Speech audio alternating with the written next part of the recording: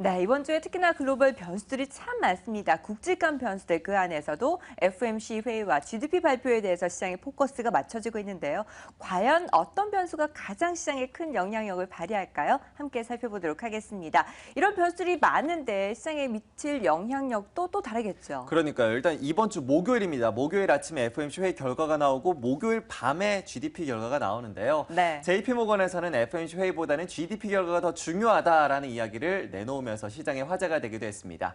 어디에 좀 더 초점을 맞춰야 될지 오늘도 MTN의 김중을 연구위원과 함께 이야기 나눠보도록 하죠. 위원님.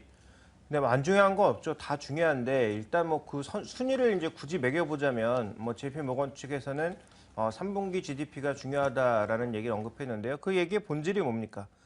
증시를 본 것이 아니라 펀더멘탈, 그 경제 자체를 보면서 어떤 게 더 중요한지를 따진 거거든요. 그래서 증시 입장에서만 놓고 보게 되면 FOMC가 더 중요하죠. 왜냐하면 지금 이 상승의 근간은 유동성 랠리라고 보셔야 되기 때문에 FOMC 회의가 좀 더 중요하다라고 봐야 될 것 같습니다. 그렇지만 실제로 경제 펀더멘탈로 놓고 보게 되면 준비된 그림에서 보시는 것처럼 3분기는 계절적으로 항상 성장 탄력이 떨어졌던 구간이라는 거죠. 그런데 우리가 내년 수요를 예상하기 위해서는 2분기 전에 준비 수요가 있어야 되는데 그런 것들을 살펴보기 위해서 3분기 GDP가 중요하다라는 것입니다. 준비된 그림에서 보시는 것처럼 대부분 떨어진 적이 많았다라는 거죠. 물론 특이하게 올라간 지난 2012년의 경우도 있었습니다만 대부분은 2분기보다 성장이 떨어지면서 움직였던 것이 3분기였기 때문에 이번 3분기에 양적으로는 떨어지더라도 과연 질적으로 2016년 성장을 위한 준비가 되어 있는가 이런 부분들이 아마 가장 이제 시장에서 주목해보는 이슈가 아닌가.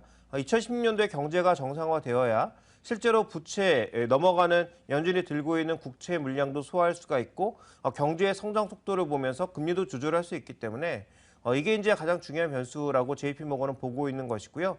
증시에 투자하는 우리의 입장에서는 3분기 GDP도 물론 굉장히 중요하지만 FOMC의 결정이 과연 이 시기에 발을 맞추어서 계속 긴축 완화 쪽으로 또 연말까지 인상을 안 하는 쪽으로 확실하게 굳혀줄 것인지 그런 힌트를 줄 것인지 이 부분에 더 주목을 해봐야 될 것 같습니다.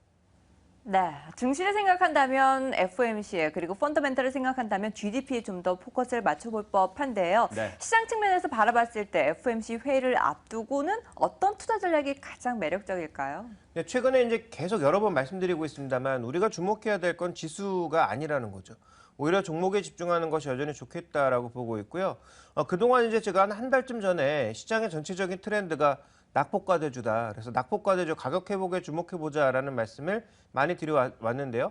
이제 이러한 논리는 조금씩 비켜가고 있죠. 왜냐하면 낙폭과대주들의 낙폭이 의외로 많이 줄었거든요. 특히 뭐 유럽 증시라든지 이런 쪽의 종목군들, 뭐 섹터별로 보면 뭐 소재 쪽이나 이런 섹터를 중심으로 낙폭이 많이 줄었습니다. 그래서 이제는 낙폭과대주라고 부를 수가 없거든요. 그렇다면 이런 낙폭과대주에 대한 관심 이제는 조금 뒤로 물러서야 되겠죠. 왜냐하면 낙폭과대주가 왜 낙폭이 커졌습니까? 실제로 업황이 안 좋았기 때문이고요. 그럼 업황이 좋아질 수 있느냐? 그 부분에 대해서 누구도 예라고 얘기할 수가 없죠. 물론 뭐 그쪽을 바라보고 있는 긍정적인 투자자들 입장에서는 무조건 예스라고 말하고 싶겠지만 객관적으로 보면 아직도 낙폭과대 업종에 대해서는 공급 과잉이 해소되지 않았고 중국이 해소할 리도 없고 해소할 의지도 없다라고 보고 있습니다. 그래서 그런 관점에서 보게 되면 이제 낙폭과대주가 아니라 그나마 좀 살 수 있는 종목은 턴어라운드 정도인데 실제로 턴어라운드가 나오고 있는 종목이 그렇게 많지 않다라는 거죠. 그러다 보니까 시장에 수급이 쏠릴 수밖에 없고 그 쏠리는 수급 속에서 우리가 고를 종목이 많지 않다라는 것도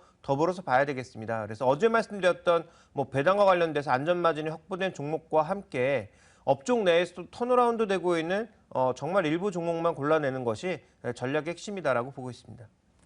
자, 이어서 이제 미국에서의 애플 실적 보도록 하겠습니다. 애플이 이제 내일 실적을 내놓게 되는데 실적이 부진할 것이다라는 우려가 나오고 있습니다.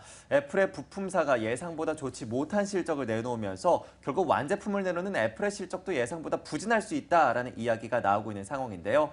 때문에 간밤의 주가 3% 이상 밀려나기도 했습니다. 위원님은 어떻게 보세요? 이게 조금 제가 보기엔 난센스라고 보여지는데요. 원래 이제 우리가 항상 얘기하는 게 주가는 꿈을 먹고 산다라고 하지 않습니까? 그러면 지난 3분기 실적이 무슨 문제입니까? 지금 아이폰 6S가 그렇게 잘 팔리고 있는데. 그래서 제가 보기엔 이거 본질적으로 다른 문제다라고 보고 있습니다. 그래서 3분기 실적이 안 좋아서 최근에 애플이 안 좋았느냐? 이렇게 보기 어렵다라는 거죠. 준비된 그림을 보시면 최근 애플 차트 며칠 전에도 보여드린 적이 있습니다만 미국 증시와 전혀 다른 양상입니다. 최근에 신성장 동력을 보여주면서 신고가 내고 있는 종목과는 전혀 다르고요. 또 반도체 업계 내에서 인텔과도 주가 흐름이 다르고요. 그렇다면 애플은 왜 이런 것이냐? 제가 보기엔 판매 대수가 문제가 아니라 이익률의 문제가 되는 거죠. 그러니까 과거에 이제 거의 40%에 육박했던 영업이익률이 슬금슬금 떨어지고 있다는 게 가장 문제라고 보여지고요. 여전히 비싼 가격에 팔고 있습니다만 최근에 이제 경쟁이 격화되고 중국에서 의도했던 그런 실적이 나오지 않으면서 결국은 이익률이 떨어질 가능성 이런 것들이 애플의 전반적인 밸류에이션을 떨어뜨리고 있다고 봐야 되겠죠. 그러니까 애플은 워낙 ROE가 높고 영업이익률이 30% 후반대를 육박했기 때문에 굉장히 높은 밸류에이션을 줘도 누구도 태클을 걸지 않았지만 이제 그 이익률이 조금씩 떨어지기 시작하면 애플의 밸류에이션은 말이 안 되는 거죠. 그래서 애플의 현재 지금 움직임은 물론 뭐 애플카라든지 아니면 뭐 웨어러블이라든지 여러 가지 성장 동력이 남아 있음에도 불구하고 이 떨어지고 있는 이익률을 과연 어떻게 방어해 줄 수 있느냐 이 부분에 대한 논란거리가 현재 애플의 주가의 그 상승을 막고 있는 가장 중요한 변수로 보고 있습니다. 그래서 그 부분을 우리가 좀 가장 주목을 해봐야 되지 않나. 현재 애플이 왜 주가가 올라가지 않는가. 그 부분에 대해서는 3분기 실적이 문제가 아니라 바로 좀 더 근본적인 문제를 고민해봐야 되겠다. 이렇게 말씀드리겠습니다. 네, 애플의 이익률이 떨어지면 밸류에이션 가치적인 측면에서 흔들림이 분명히 있을 텐데요. 국내 증시에 애플과 관련주들이 대거 포진되어 있습니다. 이 관련주들은 어떻게 대응해야 되는 겁니까? 네, 애플도 이익이 흔들리는데 부품주 이익이 안 흔들리겠습니까? 당연히 흔들린다라는 거죠. 그러니까 우리가 이제 과거처럼 뭐 갤럭시 관련주, 애플 관련주 이런 식의 투자 전략은 이제 아무 의미가 없다라는 거죠. 갤럭시 시리즈가 이제 나오면 과거처럼 갤럭시 3나 갤럭시 S4처럼 대량으로 판매될 수 있을까요? 대량으로 판매된다고 하더라도 동일한 이익률을 가져갈 수 없다라는 거죠. 아이폰 6S 마찬가지라는 것입니다. 왜냐하면 실제로 이번에 부품 업그레이드를 굉장히 많이 했는데 제품 가격은 많이 못 올렸거든요. 그러면 현재 구간에서 애플의 이익률도 떨어질 수밖에 없다라는 거고요. 애플은 떨어지는 이익률을 만회하기 위한 것은 결국은 다시 한번 또 부품사들을 옥죄할 수밖에 없는 거죠. 그런 과정에서 보면 부품사들의 이익이 좋아질 수 없다라는 것입니다. 그러면 부품사가 살아남기 위해서 뭘 해야 됩니까? 결국은 어플리케이션 수를 늘려갈 수밖에 없거든요. 웨어러블 쪽으로 늘린다든지 아니면 자동차 쪽으로 늘린다든지 그러면 우리가 과거에 한쪽으로 올인했던 그런 회사들은 큰 의미가 없어졌다라는 거죠. 자기가 스스로 이익을 창출할 수 있는 능력이 없는데 그 완제품사에서 눌러버리면 이들은 그냥 뭐 그대로 쫓아갈 수밖에 없는 거죠. 왜냐하면 살아남기 위해서라도. 왜냐하면 삼성이나 애플도 모두 부품사들은 두세 개씩 경쟁을 시키고 있는 양상이거든요. 내가 만약에 그대로 쫓아가지 않으면 언제든지 뒤로 밀릴 수 있는 그런 형국이다 보니까 부품사들은 결국은 어려울 수밖에 없다라고 보고 있고요. 그러면 어떤 부품사가 살아남느냐? 결국은 어플리케이션 수를 늘려갈 수 있을 정도의 대형 부품사들 아니면 확실하게 캡티브 마켓이 확보되어 있는 그런 부품사들이 그래도 낫다라는 거죠. 그래서 삼성전기와 LG노텍을 제가 이렇게 계속 얘기 드리는 가장 결정적인 이유는 이들이 뭐 다른 회사보다 기술력이 뛰어나다 이렇게 볼 수 없죠. 삼성전기의 PCB가 코리아 서킷의 PCB보다 좋다? 말도 안 되는 얘기입니다. 기술력 거의 비슷하거든요. 오히려 일부 기술은 코리아 서킷가 더 낫다라는 거죠. 그럼에도 불구하고 삼성전기를 말씀드릴 수밖에 없는 이유는 지금 시장의 전체적인 추이가 플랫폼을 잡아가는 기업, 마켓시어를 확실하게 잡아가는 기업으로 집중하고 있거든요. 그렇다면 부품 기업도 그런 캡티브 마켓을 확실하게 확보하고 있던지 아니면 자동차라든지 웨어러블이라든지 아니면 다른 IoT 기기로 빠르게 영역을 확장할 수 있는 어플리케이션이 확장될 수 있는 그런 부품사를 중심으로 봐야 된다라는 거죠. 그러면 부품사 중에서는 뭐 일부 매력적인 종목이 중소형사에서도 있을 수 있겠습니다만 큰 전략상에서는 LG노텍과 삼성전기를 빼놓고는 얘기가 안 된다. 이 두 종목도 안 된다면 다른 종목은 더더욱 안 된다. 이렇게 보셔야 될 것 같습니다.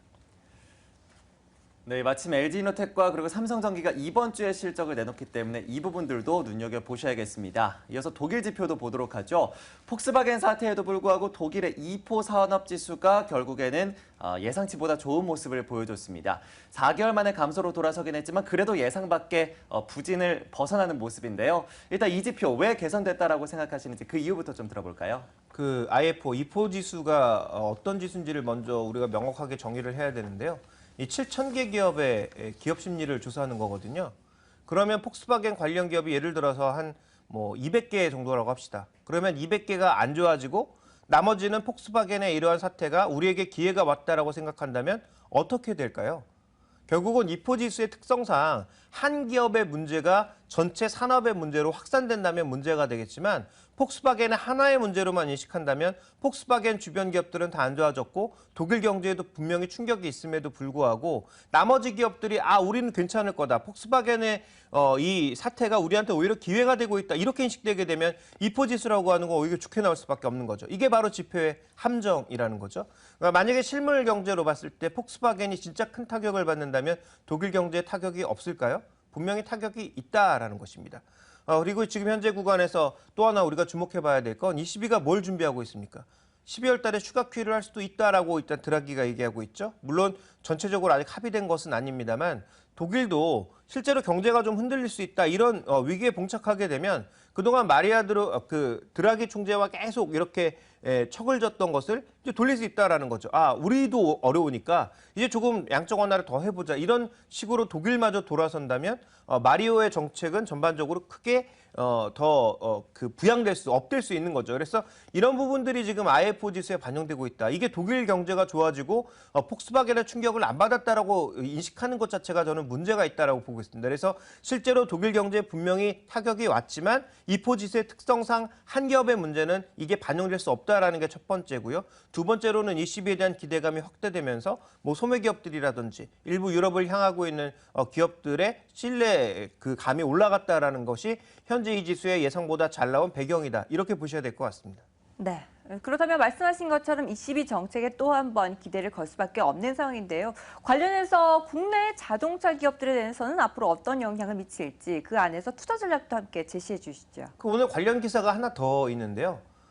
지금 이제 폭스바겐이 도요타를 누르고 1위로 올라섰다가 이번에는 다시 또 뒤집어진 양상이었죠. 그러면 실제로 폭스바겐 사태를 차치하고서라도 이 자동차 쪽에서 폭스바겐 사태가 터졌을 때 우리나라 애널리스트들이 하던 가장 많은 얘기는 어쨌든 현대기아차에게 도움이 된다라는 얘기였는데 실제로 현대기아차에게 도움이 된 것은 별로 없다라고 봐야 될 것 같습니다. 오히려 이들이 이익률을 떨어뜨리면서까지 미국에서 과도한 인센티브를 투여한 게 오히려 판매량에 긍정적이었지 실제로 폭스바겐 효과는 미미했다라고 봐야 되겠죠. 그렇다면 이 효과는 도요타에 집중된 양상이었고 그렇다면 우리나라 자동차 종목은 딱 한 가지밖에 없습니다. 밸류가 싸기 때문에 어쨌든 여기서 더 빠질 만한 이유는 별로 없다라는 거죠. 뭐 하나라도 나아지면 오를 수 있는 가능성이 있다라는 것인데 이런 식으로 계속 인센티브 줘가면서 판매하기 시작하면 이익률단에서 이렇게 좋은 모습을 보일 수 없다라는 것입니다. 그러니까 향후 성장 동력도 제가 보기엔 그렇게 높지 않다라고 봐야 될 것 같고요. 다시 한번 말씀드리지만 시장 판도가 전기차 쪽으로 변해가면 모든 기술들이 현대기아차가 가지고 있는 건 사실인데 플러그인 하이브리드 최고 수준은 아닙니다. 정말 하이 클래스는 아니고요. 전기차 여전히 하이 클래스는 아닙니다. 하이 클래스 하나 정도 밑단계라고 보셔야 되겠죠. 명확하게 표현한다면. 그래서 어느 쪽으로 가더라도 현대기아차가 그렇게 좋은 양상은 아니다. 다만 주가가 싸기 때문에 주가가 급락하기는 어렵다라는 정도의 투자 관점으로 보셔야 될 것 같습니다. 그래서 저는 여전히 자동차 완송차 쪽에 대해서는 조정시 매수 정도, 그것도 트레이딩 바이 정도의 의견을 말씀드리고 싶고요. 부품주 중에서는 여전히 전장 부품, 만도를 중심으로 하는 전장 부품의 강세를 예상하고 있습니다. 네, 이렇게 해서 글로벌 주요 이슈들과 함께 국내 자동차 업계에 대한 이야기까지 모두 나눠봤습니다. 그렇다면 오늘 시장에 대한 전략은 또 어떻게 세우면 좋을지 이야기 나눠보도록 하죠. 오늘장 선전략에서 확인해 보겠습니다.